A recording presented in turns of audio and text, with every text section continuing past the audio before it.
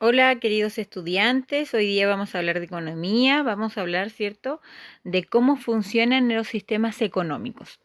Y para esto nos vamos a preguntar, ¿cuáles bienes deberían ser producidos en este país? Imaginemos que estamos viendo el país de Cuba, esta es la isla, y adentro de la isla se producen bienes tales como los cocos, el pescado, la naranja, el aceite de coco, almidón, tela, bienes, ¿cierto?, que se van a plantar dentro del mismo país.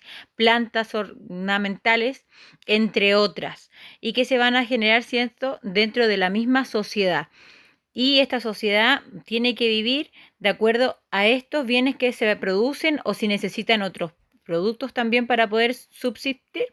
Nos vamos a seguir preguntando estas interrogantes. Entonces, la sociedad, ¿cierto? Nosotros la vemos que necesita también la producción de vestimenta, ya sea de ropa, para poder abrigarse del frío, entre otras. Y para poder tener estos recursos es necesario que haya una industria y esta industria, cierto, las personas vayan a trabajar y así vayan a crear ropa y también tiene que haber agricultura en donde se hacen las plantaciones de eh, los bienes que son comestibles.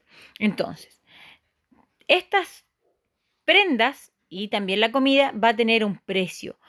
Y estos precios uno los tiene que pagar a cambio, ¿cierto?, de nuestro dinero, que es la representación del tiempo de lo que uno invirtió para poder tener este dinero. Entonces uno tiene que determinar qué es lo que vale más y qué beneficios a mí me va a producir a largo, a mediano plazo, son beneficios de subsistencia o beneficios para yo tener una mejor autoestima, por ejemplo. Entonces, se van a producir empleos. Estos empleos van a estar en las fábricas y también en los cultivos. Y las fábricas y las personas que cultivan, los empresarios, ellos se van a convertir en oferentes, que son los que ofrecen los bienes y los servicios. O sea, ellos son las empresas, ellos son los que van a crear eh, la oferta. Y nosotros, ¿cierto?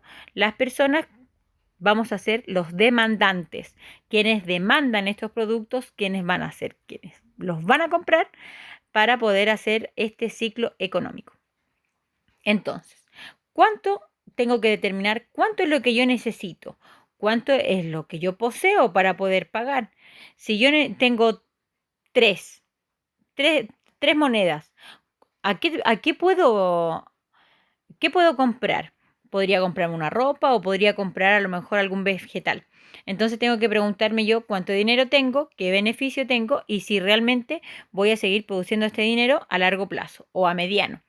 Entonces también tengo que preguntarme si tengo una casa, si tengo un autocultivo o en qué yo voy a trabajar. Por ejemplo, aquí yo tengo un bote, ¿cierto?, en el cual yo voy a generar mis recursos para poder así seguir adquiriendo otros productos.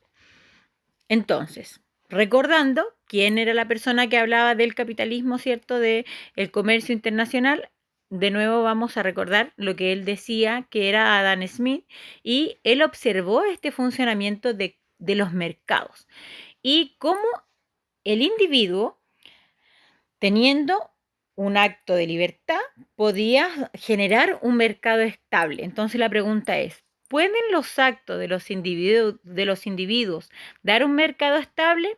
¿Habrá escasez o exceso de los distintos bienes? ¿Podrá darse esto sin una mano que guíe este proceso?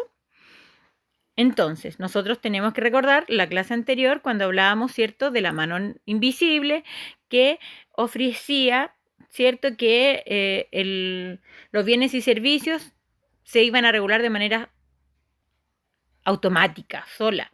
Entonces, él, recordemos también que escribió su obra que se llamaba La riqueza de las naciones en 1776 y decía que el hombre buscaba, ¿cierto?, su bienestar propio y era guiado por una mano invisible que conducía a través de un interés general.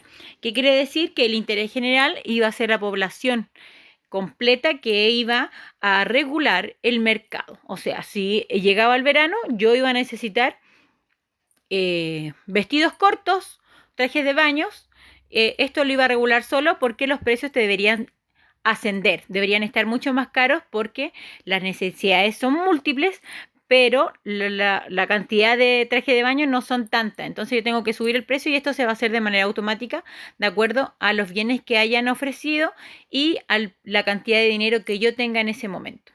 También recordemos a David Hume, y él decía que el gobierno no debía intervenir, igual como lo que pensaba Adam Smith, y las funciones del gobierno que decía Adam Smith tenía que tener de la mano la justicia, la defensa y los bienes públicos. Y este sistema de libertad, que se convertía en un sistema perfecto, producían bienes y servicios que las personas deseaban. Y si los bienes escaseaban, o sea, si eran pocos, los consumidores debían competir entre sí por el precio y el precio debía subir. O sea, si yo tengo más dinero, puedo alcanzar a tener ese producto. Los productores competían también entre sí para tener el precio más bajo y así las personas que iban a comprar iban a ir a donde estaban las mejores ofertas.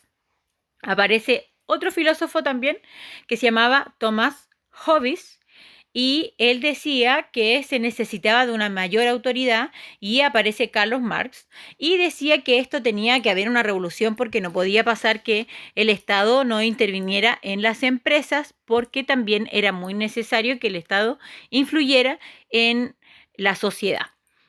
Y Adam Smith seguía diciendo, ¿cierto? En su obra decía, si tenemos la cena en la mesa, no es por la benevolencia del carnicero, el bodeguero y el panadero, sino porque estos están actuando en su propio interés. La sociedad humana contempla bajo una luz filosófica y abstracta, parece una máquina grandiosa e inmensa. Lo primero que aprende todo gobierno del anterior es cómo vaciar los bolsillos de la población. Lo que decía Adam Smith era cierto que los oferentes y los precios se debían regular solo porque eran los vendedores los que te ofrecían y nosotros los compradores los que elegíamos qué comprar. Entonces aparece Friedrich Hayek y decía que los precios responden al conocimiento y a los deseos de los consumidores, lo cual determina las cantidades que se demandan y ofrecen en el mercado. Para Hayek es imposible que un planificador central pudiera recoger tanta información dispersa. ¿Qué es lo que quiere decir? Que igual, ¿cierto? El mercado debía disponer de una regulación en tanto al conocimiento del deseo de los consumidores.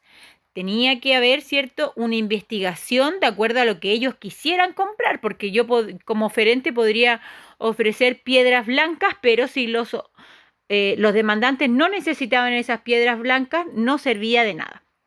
Entonces Adam Smith pensaba, si los precios son justos, los precios y los beneficios tienen unos valores naturales.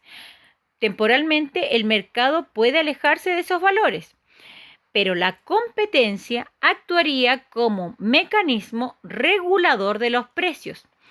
También se pensaba que esto solamente iba a beneficiar a los ricos, que eran los dueños de las empresas, que podían subir el precio mucho, y así los más pobres no lo iban a poder comprar. Excepto que esto no iba a corresponder, ¿cierto?, a las condiciones monopólicas, porque monopolio significa, ¿cierto?, que un grupo específico maneja los precios, y cuando un grupo específico maneja los precios, esto ya no es competencia libre. Entonces, ¿qué es lo que propicia Adam Smith? Que no haya monopolios, y así se propicia también al mismo tiempo el ingreso que sea justo y los precios también que sean justos. Entonces, Smith sentó las bases de la economía clásica a través de lo que decía León y Wilfredo. Y ellos decían que construyeron modelos matemáticos sobre la base de la mano invisible. Y estos demostraron, ¿cierto?, que la economía podía subsistir a través del tiempo siempre y cuando el Estado no intervenga, y al mismo tiempo así los empresarios no se confabulen unos con otros y así la economía iba a lograr ser clara e independiente y así también los empresarios podían competir unos con otros.